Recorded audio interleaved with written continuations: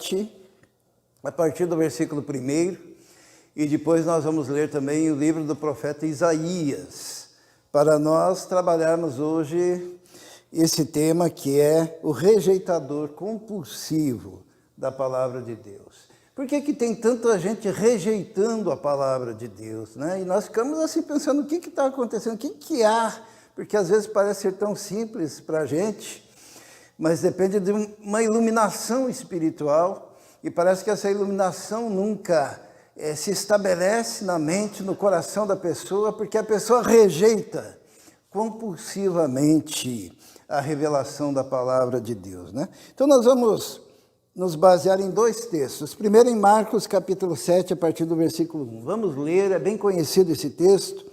Diz assim: E ajuntaram-se a ele os fariseus, alguns dos escribas que tinham vindo de Jerusalém. Então, os fariseus eram os doutores da lei, os escribas eram aqueles que copiavam a lei, então eram pessoas letradas e envolvidas, né, com a palavra de Deus, né?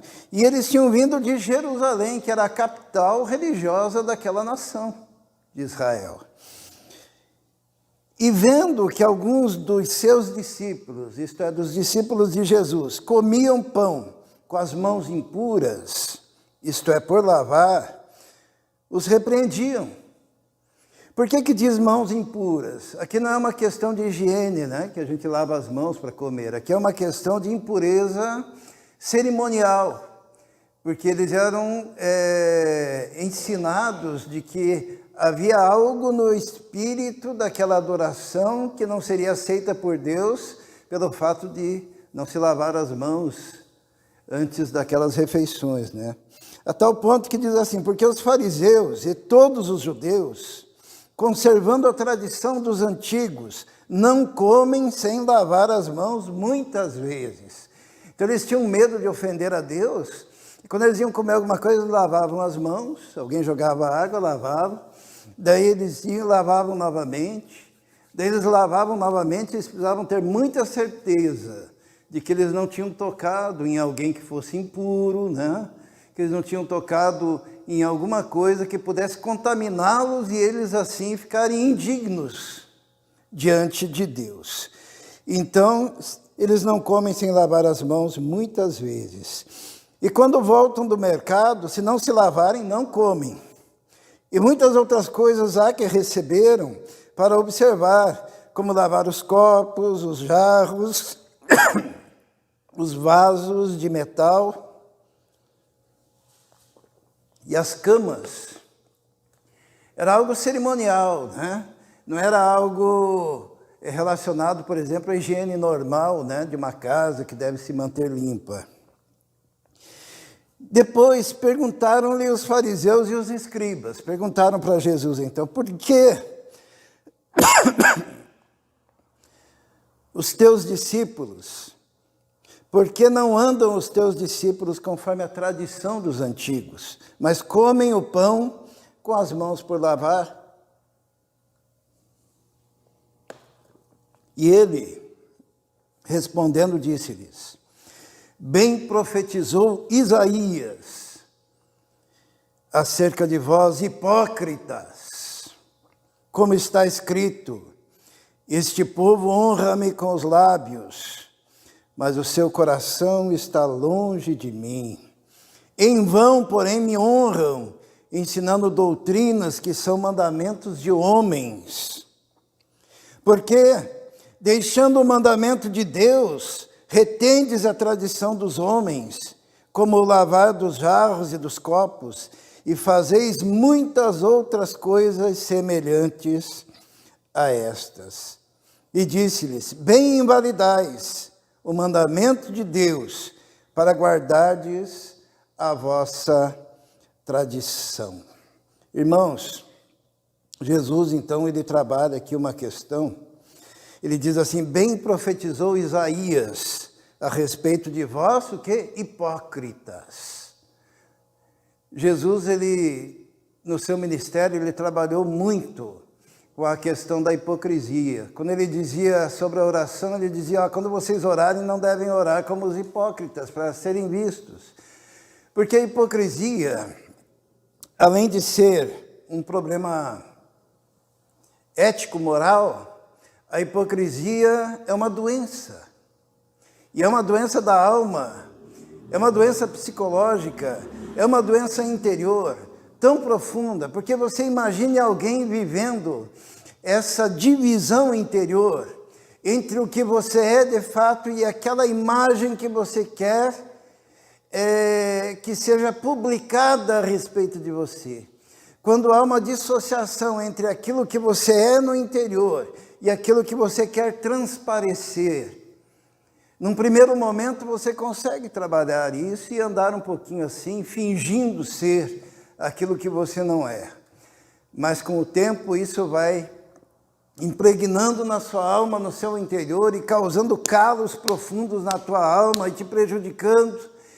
E você fica uma pessoa esquizofrênica, porque aquilo que você transparece publicamente não corresponde ao seu eu interior. E é terrível uma pessoa com essa doença e com essa deformidade chamada hipocrisia. E Jesus, ele vê essa hipocrisia nos fariseus e ele pega e diz, vocês são hipócritas. Num outro momento ele diz assim, vocês preparam fardos enormes e colocam nas costas das pessoas, mas vocês nem com um dedo sequer movem esses fardos, porque são feitos para os outros e não para vocês mesmos. E Jesus então ele pega e cita o profeta Isaías. E na citação do profeta Isaías, nós encontramos ali o porquê que as pessoas têm essa facilidade de rejeitar a palavra de Deus para aceitar a palavra dos hipócritas, para aceitar a palavra das seitas, para aceitar a palavra que não procede dos lábios de Jesus. Quando nós olharmos o que Jesus citou, nós vamos encontrar isso. Vamos orar. Senhor, pedimos que o Teu Espírito Santo agora esteja nos iluminando a mente, ó Deus. Iluminando a mente, iluminando o coração, porque sem a iluminação do Senhor, nós não conseguimos entender, nós não conseguimos enxergar, nós não conseguimos perceber a dimensão daquilo que o Senhor está falando conosco. Por isso pedimos que o Seu Espírito Santo esteja nos capacitando para entender, que o Senhor esteja me abençoando para falar e que esteja abençoando a todos para que possam ouvir através, ó Deus, da ação do Teu Espírito. Nós pedimos isso, em nome de Jesus. Amém. Amém. Vamos pensar um pouquinho, né? Tinha uma menina, eu coloquei ali o pássaro no jardim, tinha uma menina que ela olhou no jardim da casa dela e falou assim, mamãe, olha lá o pássaro, tadinho, ele não tem uma gaiola. A mãe olhou assim e disse, mas ele é feliz assim. Não, mas ele não tem a casa dele uma gaiola, e ele não tem um lugarzinho lá onde coloca o alpiste, né, a comidinha dele, e não tem aquela outra vasilhazinha de água. E aquela mãe falou, mas minha filha, ele é muito mais feliz assim. Acho que todos aqui concordam, né? E uma das coisas que chama muita atenção é como hoje em dia, no meio das igrejas, as pessoas, mesmo ouvindo a mensagem de que Jesus liberta, de que conhecereis a verdade vos libertará. Elas querem uma gaiola, elas querem um pratinho com a comidinha e uma aguinha e alguém que lhe comande os espaços, o lugar onde ela vai ficar e tudo aquilo que ela vai fazer. E era mais ou menos o que acontecia com aqueles que se submetiam aos fariseus, porque os fariseus controlavam totalmente aquele povo, dizendo quantos quilômetros podiam andar, que tipo de comida podiam comer, que tipo de palavras podiam dizer, que tipo de comportamento tinham que ter. e vigiavam para ver se o povo estava andando de conformidade com as suas ideias. Terrível. Tem uma palavra, panóptico, que é uma palavra esquisita, né? Mas que foi Jeremy Bentham. Há muito tempo atrás, ele inventou um meio de usar o mínimo de pessoas para vigiar o máximo de pessoas.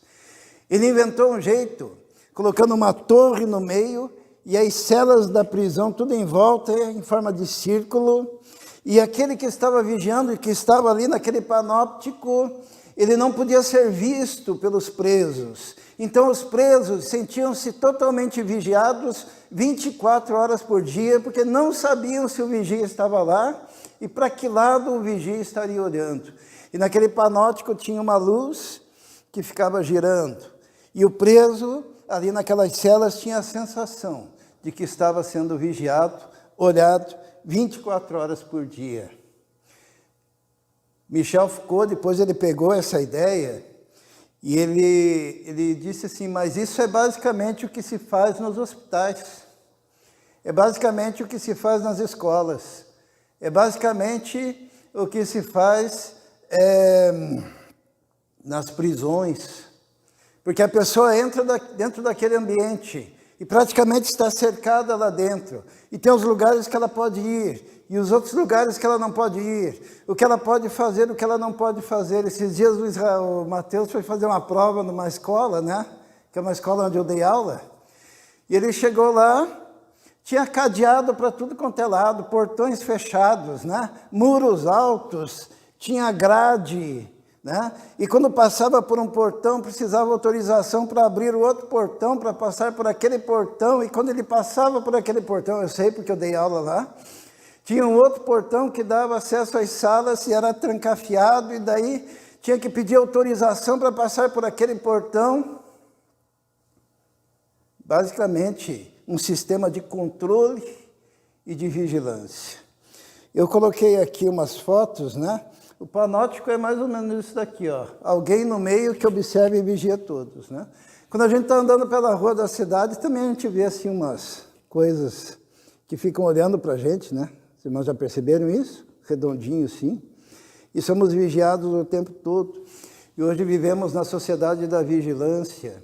E essa é uma forma de ter controle sobre as pessoas. E a seita, irmãos, aqui, ó, eu coloquei até uma imagem de como nós somos vigiados hoje em dia, porque, não sei se os irmãos percebem, né? Mas hoje em dia você vai no ensaio, você já coloca o que você fez, né? Para todo mundo ver. Você vai numa aula, você coloca o que você fez. Você vai comer, você tira uma foto da tua comida e já publica, né? Você tem um pensamento, você já escreve ali. E assim é a sociedade da vigilância. Mas nas seitas ocorre que as seitas vigiam o seu comportamento 24 horas por dia. E elas querem dizer o que você pode fazer, o que você não pode fazer, aonde você pode andar, aonde você não pode andar, o que você pode comer, o que você não pode comer, o que você pode dizer, quais piadas você pode, se você pode ir no cinema, se você pode ir no teatro, se você pode assistir determinado filme, se você não pode assistir aquele filme. E assim esse controle se estabelece. Quando Jesus vem, ele diz assim, olha, é o seguinte, eu vou mudar o teu coração, eu vou mudar a tua vida, eu vou mudar o teu interior, eu vou mudar a tua percepção. E a partir desse momento, desse encontro comigo, você será livre. Por quê? Porque o teu coração será livre, porque a palavra liberta, porque Jesus liberta, porque o sangue de Jesus, ele purifica e limpa, e te coloca numa nova dimensão, onde a sua consciência o dirige, mediante a ação do Espírito Santo em você. E o nome disso é graça. Sabe por que hoje querem calar o Evangelho? Não sei se os irmãos já perceberam, nós estamos num Brasil que está cercado de todos os lados por regimes absolutistas, que têm o absoluto controle da população. E hoje nós corremos o risco de que o Brasil entre nessa, embora a maioria dos jovens ainda não tenha percebido. E como vai ser difícil depois que entrarmos nessa, para sairmos, né? Porque o controle é o sonho de todos os ditadores, né? E as seitas, elas bem se apresentam assim. A pergunta: por que o homem passou a gostar de gaiolas? Por que o homem gosta de ser controlado e vigiado? Às vezes a gente pensa, né, sobre a igreja aqui, né? Cadê o pessoal? Cadê o povo? E diversas vezes eu já fui criticado. Quando diziam assim: mas pastor, o senhor tem que mandar mais, o senhor tem que dar bronca, o senhor tem que controlar o que as pessoas fazem em casa, o senhor tem que estar batendo às 7 horas da manhã na casa dos irmãos para saber o que eles estão fazendo, né? E eu penso assim que isso vai contra o Evangelho, porque o Evangelho liberta. E é a consciência livre do homem que deve trazê-lo a adorar a Deus de forma livre, tendo ele a possibilidade de estudar as Escrituras. A mensagem de Jesus é uma mensagem de liberdade e libertação. Jesus, ele liberta da escravidão, que leva um homem a tornar-se um rejeitador compulsivo da palavra de Deus para associar-se aos hipócritas e falsos profetas da escravidão. Por que as pessoas gostam de ser dominadas? E é essa a resposta de Jesus, quando ele usa como ilustração o livro do profeta Isaías. Nós vamos ver o que Jesus falou, então, usando aquele livro. Jesus, ao escolher uma ilustração do livro do profeta Isaías, nos deixou algumas metáforas que nos ajudam a entender esse descalabro. Por que as pessoas querem ser mandadas? Por que as pessoas querem ser escravizadas? Por que os crentes gostam de autocratas? Por que os crentes gostam de que a sua vida seja dirigida milimetricamente até naquilo que pode comer e não pode comer? Eu nunca me esqueço de um irmão que chegou um dia para mim e disse: ó, Deus me deu uma revelação essa noite, pastor. Isso lá no São Brás ainda. Eu era seminarista, ele não falou pastor, ele falou: irmão Ismael. Daí eu disse para ele: qual a revelação? É que nós não podemos comer chouriço, né? Poxa, Deus deu essa revelação para você, hein? E eu deixei para lá, era uma pessoa simples, mas o que queremos comer, apesar de Jesus ter purificado todos os alimentos, como diz o livro de Marcos, né? Como diz o livro de Mateus, como diz o livro de Lucas, como diz Paulo em diversas das suas epístolas, apesar disso, os homens querem controlar o comportamento das pessoas. Então Jesus, ele pega aquele texto de Isaías para mostrar os motivos pelos quais os homens gostam e se deixam escravizar. As metáforas sobre o rejeitador compulsivo da palavra de Deus. Primeira metáfora, nós vamos ver, está lá em Isaías. Lembra que Jesus usou o profeta Isaías. Nós vamos usar o texto que Jesus usou. O rejeitador compulsivo é semelhante a alguém que se alimenta e sacia-se das brumas da fugacidade. Já vamos dizer o que é isso, né? O texto que Jesus usa, no seu contexto, diz assim: será também como o faminto, que sonha, que está a comer, porém acordando sente-se vazio.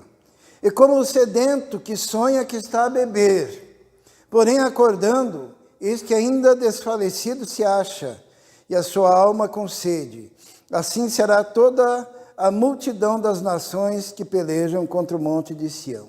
Então, dentro daquele contexto que Jesus usou para rebater os fariseus, lá no livro de Marcos, ele se encontra essa metáfora, que é a metáfora de pessoas que se alimentam de fugacidade. Quando você aceita esse tipo de comportamento para a sua vida, você está tentando se saciar, mas estará sempre vazio. Você está tentando matar a sua sede, mas estará sempre com sede. Porque esse tipo de instrução, ela não consegue preencher o vazio da alma dos homens. O que Jesus ele quer nos ensinar é que a humanidade é sedenta de Deus, a humanidade é faminta de Deus, porém, quando procura nos lugares errados, é semelhante a alguém que sonha que está comendo, mas não se sacia, que sonha que está bebendo, mas a sua alma continua com sede. É interessante que comer e beber são simbologias para a palavra de Deus, que é o trigo, que é o pão, e para o Espírito Santo, que é simbolizado pelas muitas águas. E a pessoa que envereda por esses caminhos terá sempre um vazio interior, um vazio espiritual. É semelhante a alguém que sonha que está comendo e acorda com fome. Sonha que está bebendo e acorda com sede. É a primeira metáfora. A segunda metáfora, o rejeitador compulsivo é como um bêbado que não bebeu nem vinho, nem bebida forte. Olha só o que diz. Tardai e maravilhai-vos, folgai e clamai. Bêbados estão, mas não de vinho. Andam titubeando, mas não de bebida forte. Sabe, às vezes eu converso com pessoas que parecem que estão embebecidas, bêbadas de alguns conceitos, bêbadas de alguma doutrina, bêbada de algum ensinamento. Parece que elas estão num estado de torpor. E quando a gente quer falar com elas sobre a liberdade de Cristo, elas têm N frases já estabelecidas no seu interior, tornando-as bêbadas daquilo que dominou a sua alma e dominou os seus conceitos. E Jesus, então, quando ele usa o profeta Isaías, justamente no capítulo 29, ele está falando assim, olha, o hipócrita é semelhante àquele que come, mas só no sonho, que bebe, mas é um sonho, e que parece que está bêbado, mas sem tomar vinho, porque essas coisas que ele está experimentando não tem nenhum poder sobre a alma, a não ser o poder da destruição, de estar andando num caminho equivocado. A terceira metáfora que está no contexto daquele que Jesus falou, o rejeitador compulsivo, é como um cego sendo guiado por outro cego. Jesus, inclusive, usa isso dentro do contexto lá de Marcos, né? Ele diz assim, porque o Senhor derramou sobre vós um espírito de profundo sono, e fechou os vossos olhos, e vendou os profetas e os vossos principais videntes. Isto é, esses profetas foram vendados por Deus, foram cegados por Deus. E são esses profetas, esses líderes, esses pastores, estes indivíduos, tal qual os fariseus que estão conduzindo o povo. É um cego guiando outro cego. E Jesus ele diz que se um cego guiar outro cego, o que vai acontecer? Os dois cairão no abismo, no buraco. São pessoas entorpecidas, cegadas, famintas, que pensam que estão se alimentando de algo, mas continuam no estado de inanição completa do ser, porque escolheram um caminho e não o caminho da liberdade, mas o caminho da escravidão. A quarta metáfora que Jesus usa é o rejeitador compulsivo, é como dois leitores Imaginem dois leitores. Um é analfabeto e o outro... Um é analfabeto, funcional, e o outro assenta-se para escutar o primeiro. Ele usa essa expressão. Imaginem dois analfabetos.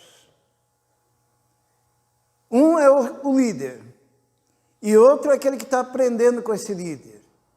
Jesus usa essa metáfora que está dentro daquele contexto. Ele diz assim: por isso toda a visão vos é como as palavras de um livro selado, que se dá ao que sabe ler, dizendo: lê isso, peço-te.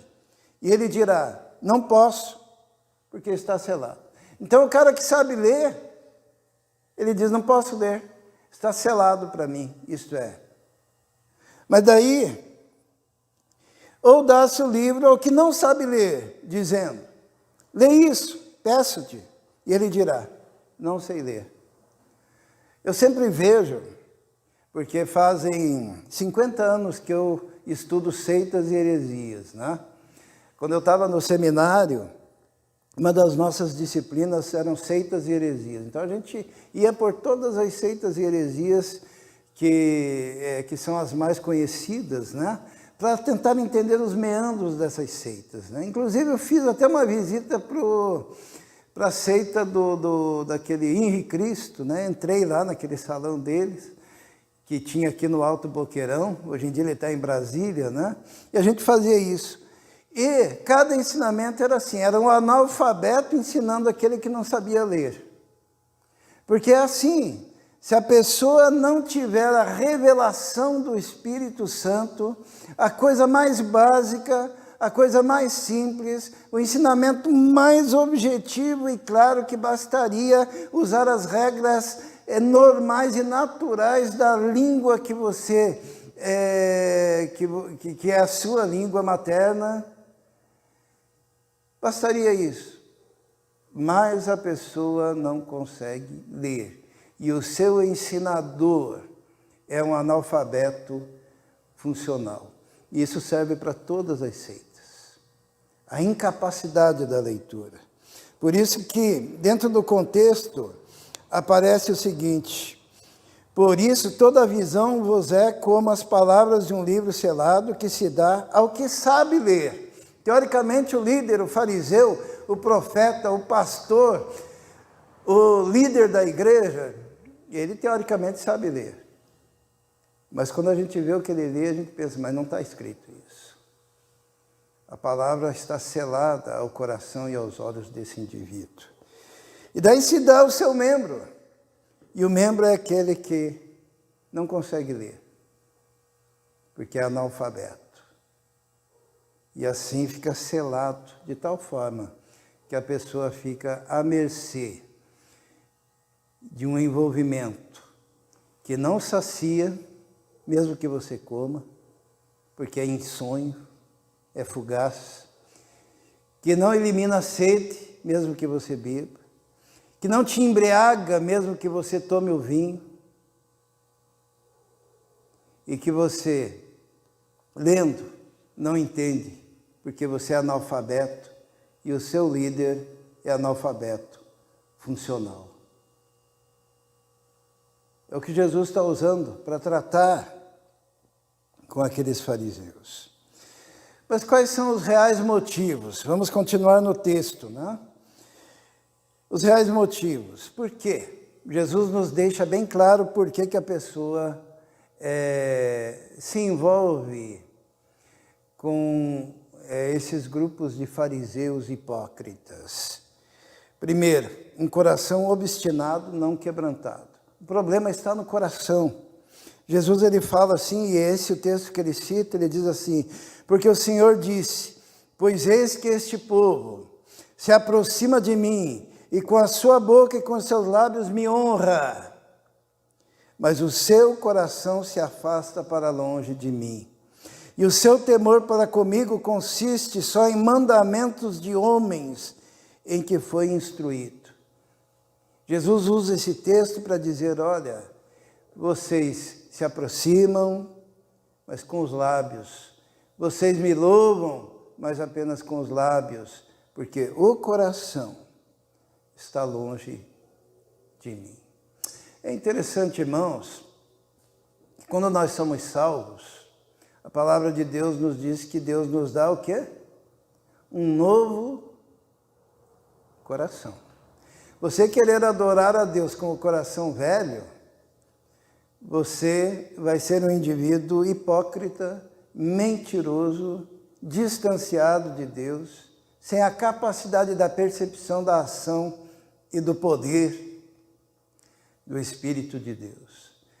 Por isso que ir para a igreja, ir para Cristo, significa ter o coração renovado, transformado. E quando a Bíblia fala de coração, ela está se referindo ao Espírito, né? Todos nós somos seres espirituais eternos, tá? Nós somos seres espirituais, porque com o Espírito nós nos relacionamos com Deus. Com a alma, nós nos relacionamos com o intelecto e as emoções.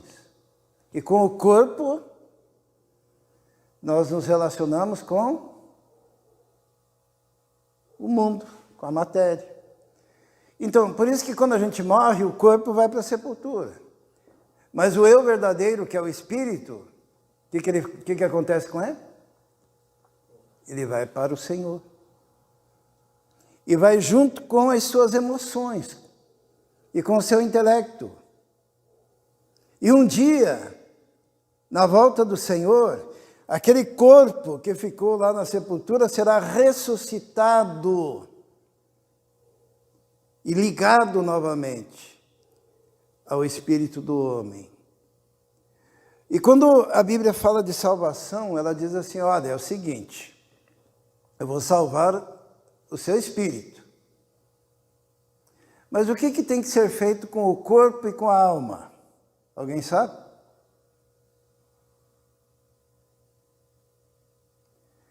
Lá em Romanos, no capítulo 12, diz o quê? Rogo-vos, pois, irmãos. Fala para crente então, né? Rogo-vos, pois, irmãos, que apresenteis os vossos corpos. Quando você é salvo, você está salvo, mas você tem uma missão a partir daquele momento, que é apresentar o seu corpo em sacrifício vivo, santo e agradável. O que é apresentar o seu corpo? É você usar o seu corpo na obra de Deus, para vir à igreja, para ir atrás daquele que precisa de alguma coisa, para ir pregar o Evangelho, para se abster de algo. Paulo dizia, eu esmurro meu corpo para fazer com que ele sirva ao Senhor. Tem muito crente que, já aceitei Jesus como Salvador, agora eu posso viver a vida do jeito que eu quiser. Mas o seu coração, quando é transformado, o seu espírito, quando é transformado, o seu corpo deve ser apresentado em sacrifício, vivo, santo e agradável, que é o vosso culto racional. E o que diz logo em seguida? E não vos conformeis com este mundo, mas transformai-vos pela renovação do vosso entendimento. Então você apresenta o seu corpo em sacrifício vivo para servir a Deus, e você apresenta o seu entendimento, a sua racionalidade, as suas emoções, e permite que Deus transforme o seu entendimento, a sua racionalidade, as suas emoções, para obedecer à vontade do Senhor. Porque se você não fizer isso, você será somente um fariseu, um hipócrita. A salvação envolve todos os poderes do nosso ser e da nossa personalidade.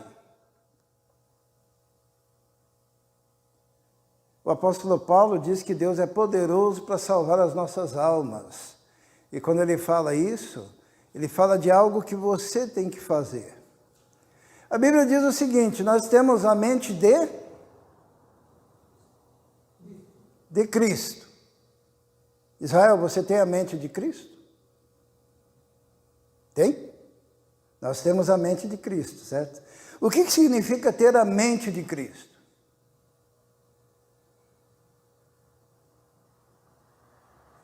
Para você ter a mente de Cristo, porque assim, quando você aceita Jesus como Salvador, você é nova criatura. A partir dali, você tem que formar a sua mente através do estudo da palavra de Deus.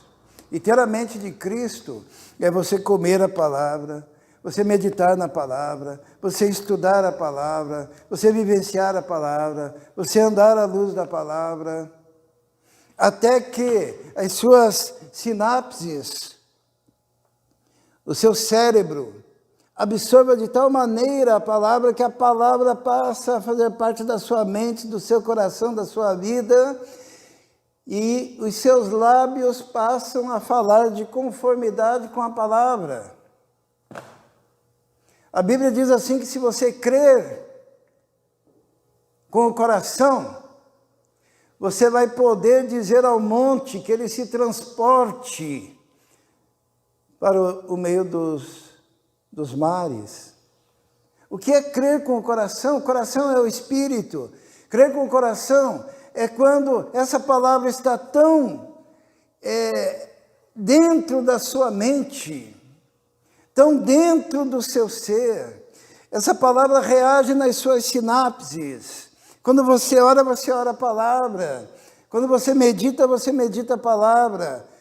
Quando você tem que resolver um problema, você resolve à luz da palavra, que passa a agregar o seu ser, a ponto de você ter a mente de Cristo. E daí você consegue crer com o coração. E daí quando você ora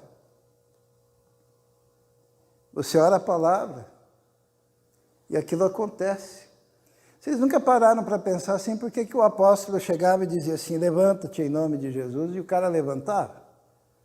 Porque a palavra estava tão na mente dele, que pegou do próprio Jesus, e a mente de Cristo estava estabelecida no seu interior, na sua alma, no seu espírito, que quando ele falava a palavra de Deus, e a palavra de Deus se estabelecia e se realizava.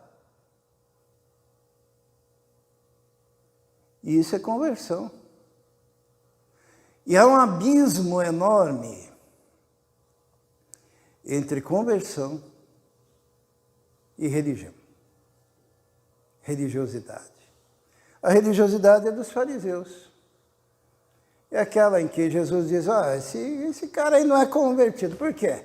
Porque ele come e não se sacia, ele bebe e não se sacia, ele bebe vinho e não se embriaga, ele é como alguém que está dormindo, ele é um indivíduo que, quando um analfabeto funcional o ensina, ele como analfabeto não consegue entender, e quando ele mesmo quer aprender, ele é analfabeto e não consegue discernir, porque lhe falta o básico, que é o quê? A mente de Cristo. É o espírito renovado, é o ser modificado, é o interior transformado. Eu tenho me surpreendido cada vez mais com a vida de oração, né? Está sendo, depois de tantos anos de caminhada, né? Como é bom a gente ver a vida de oração funcionando, assim, sabe?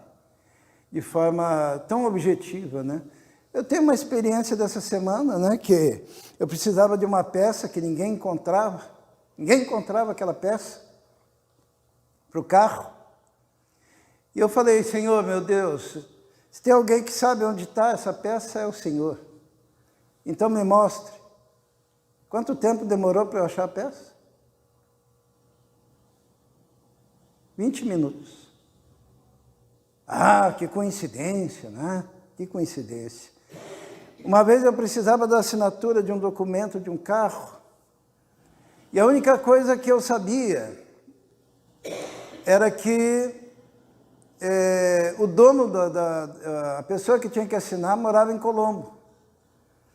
E eu falei, meu Deus, eu preciso encontrar esse indivíduo. Era naquela época ainda daqueles documentos que só colocava o CPF lá, não punha nem endereço, ficava em branco. Eu precisava da assinatura daquele homem. E eu falei, Senhor, eu peguei o ônibus e fui para Colombo. Desci do ônibus e vi uma banquinha, uma feirinha, no terminal Maracanã, e pensei, vou perguntar, qual a probabilidade de eu encontrar a pessoa dessa forma, né? Eu falei assim, o nome acho que era Valdeci, eu falei assim, conhece Valdeci do tal, do tal? O que o senhor quer com ele? Não, é que eu tenho um documento que ele precisa assinar de um carro. Volta aqui amanhã. Daí no dia seguinte eu fui lá, cheguei no mesmo lugar, disse, eu vim aqui, você disse para voltar hoje, estou procurando o Valdeci. Daí uma voz masculina falou assim, o que você quer com o Valdeci? Não, assinar isso aqui é de uma Belina. Daí ele falou, o senhor tem mais sorte do que juízo, hein? Sou eu. E daí ele assinou o documento, enfiei no bolso, entreguei para quem devia. Qual a probabilidade disso acontecer? Qual a probabilidade de ter convicção de que alguém iria morrer, que tinha perdido a veia, amarrada com um câncer que abraçou essa veia? E eu falar, Senhor, não permita.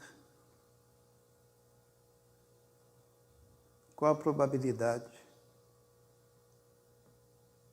E Deus dizendo, eu vou preservá-lo, porque o povo está orando.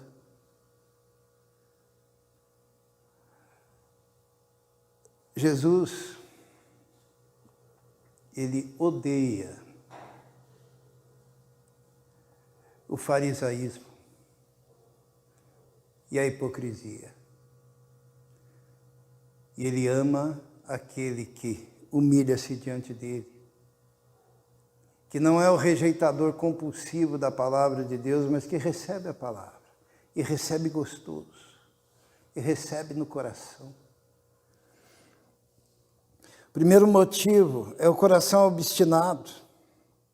O segundo motivo é o real propósito dos seus corações. Ele diz assim, ai dos que querem esconder profundamente seu propósito do Senhor e fazem as suas obras às escuras. E diz quem nos vê e quem nos conhece.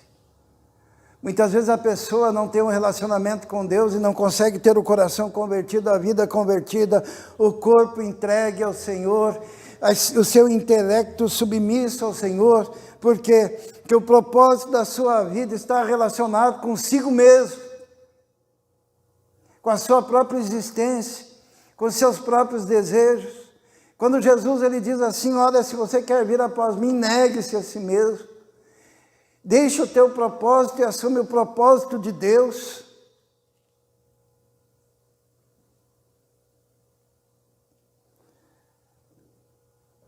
Uma vez chegou um rapaz para Jesus, é conhecido como o mancebo de qualidade, e ele chegou para Jesus e disse assim, mestre, que de bom farei? Olha a pergunta, hein?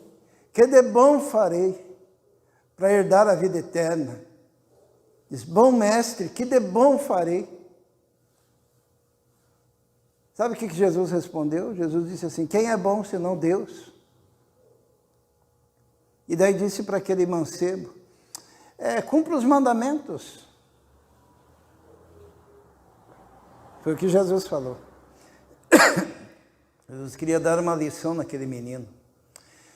Daí o menino falou, mas eu tenho cumprido todos os mandamentos. Não matarás, não furtarás, não adulterarás, desde a minha mocidade, desde que eu era criancinha. Eu cumpro tudo, Senhor. Daí Jesus falou, muito bem. Falta só uma coisa, então. Você vai, vende tudo que você tem, dá aos pobres e terás um tesouro no céu. E o mancebo de qualidade, aquele jovem, saiu triste, cabisbaixo, porque ele tinha muitas coisas. O propósito dele não era o Senhor. Eu fico imaginando que Deus deu essa prova tão pesada para ele entender que os mandamentos não salvam. Porque o mandamento mais fundamental é o amor. E a disposição de amar não havia naquele coração, porque o amor que ele tinha era por si mesmo. E a conversão depende de você se humilhar. A conversão depende de você se submeter. A conversão depende de você pegar a sua mente e dizer: Senhor, inunda minha mente com a tua mente e com a tua palavra, para que eu pense conforme a tua palavra, para que eu haja conforme a tua palavra, porque para ser eu, preciso da tua palavra. E para eu viver, eu preciso ter a tua mente.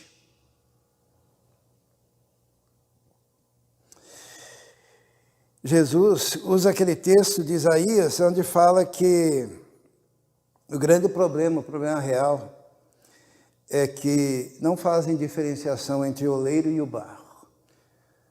Vós tudo perverteis, como se o oleiro fosse igual ao barro. E a obra dissesse ao seu artífice: não me fez. E o vaso formado dissesse do seu oleiro: nada sabe. É o cúmulo da arrogância, do orgulho, quando você quer ser igual a Deus. Foi por isso que Adão caiu. Lembra? Quando a serpente enganou Eva, diz assim: se você comer, você será igual a Deus. Quando o diabo caiu, ele queria ser igual a Deus.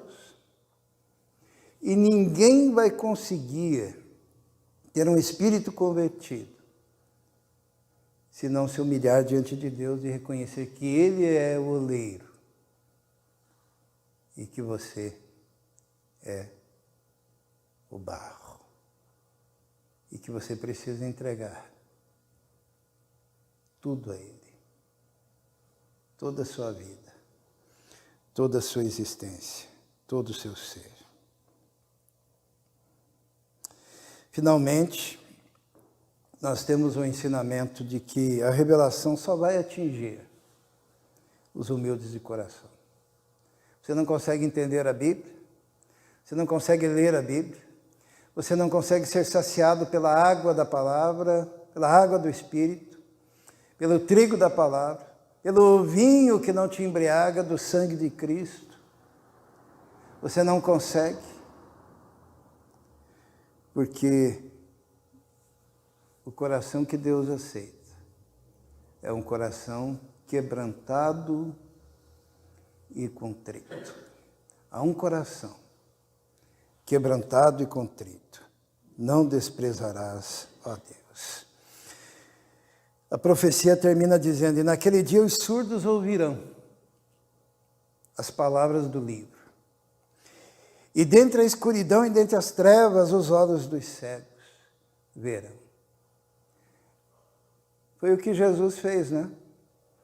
Jesus, ele veio para um povo que estava na escuridão e ele escolhia os surdos e os cegos para dar testemunho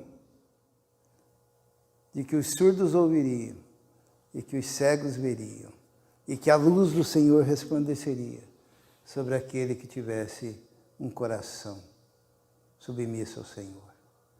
Uma vez Jesus estava passando num lugar e o Bartimeu, que era um mendigo cego, ele ouviu que Jesus passava por ali, ele não se fez de rogado, começou a gritar: Jesus, filho de Davi, tem misericórdia de mim.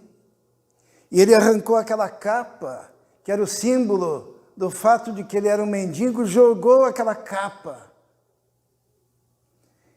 E o simbolismo disso é que ele não era agora mais mendigo.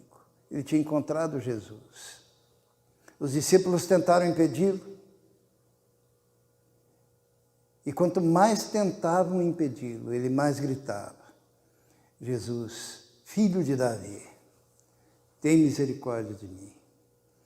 E Jesus, com o seu amor e a sua graça e a sua misericórdia, o curou. E aquele deixou de ser o mendigo, deixou de ser o cego, deixou de ser o maltrapilho, porque os cegos que clamam ao Senhor verão, mas os arrogantes continuarão cegos, porque é necessário se humilhar diante do Senhor para receber aquilo que Ele tem para cada um de nós. Feche seus olhos. Senhor, muito obrigado, Senhor, porque o Senhor Jesus, quando em confronto com os fariseus, Ele pegou esse texto da Tua Palavra, um texto que era conhecido por aqueles doutores da lei, e disse que aquele povo era um povo que honrava só de lábios, mas ali estava embutida tanta coisa, ó Deus. E hoje nós aprendemos que precisamos morrer para o nosso eu, para vivermos para o Senhor. Esteja nos abençoando, ó Deus, e que possamos assim viver. E se há alguém que ainda não compreendeu, que a luz do Teu Espírito e da Tua graça ilumine essa mente e esse coração. Em nome de Jesus. Amém.